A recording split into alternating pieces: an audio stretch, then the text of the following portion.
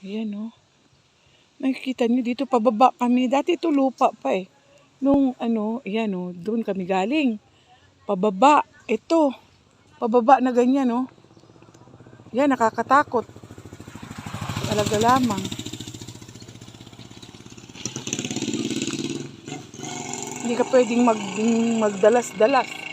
Ayan o, puro batuhan na yan o. Ayan. Ayan. Ito ang tinatawag na tulay ng palukpok. Tulay ng palukpok yata tawag dito. Ay, na yung mga kasama ko, nandun. Nasa, na sila. Nandun na sila sa ibaba. Ako, nandito pa. Paunti-unting lakad para ma-enjoy at saka hindi masakit sa paa. Ayan.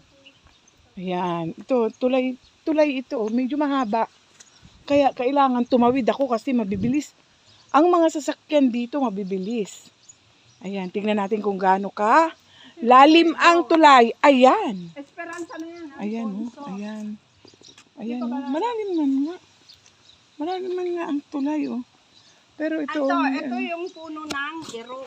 Yan yung kaong kung tawagin. Ay, puno ng kaong daw yan. Mamumunga yan. Puno ng iro. Kung sa Bisaya pa, kanang iro ba? Kanang iro, dog. Dog man ang iro sa amoa.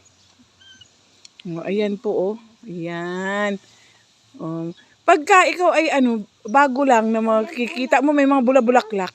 Wow, gaganda. Ang gaganda. Pero gubat lang po yan. Sa gubat mo lang po yan makikita.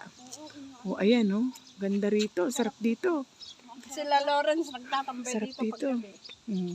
Sarap dito. Ito po. Ayan po yung pinyahan na Pinyahan po yan. May bahayan din doon sa kabila doon. Ayan. Dito po kami sa tulay. Dito po kami sa Palukpok.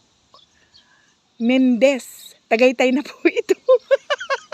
Kanina pagising ko, nandun na ako sa kuhanan ng dugo.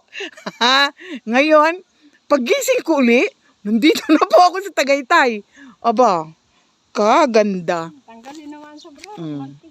Ayan. Ayan. O sige po, thank you for watching.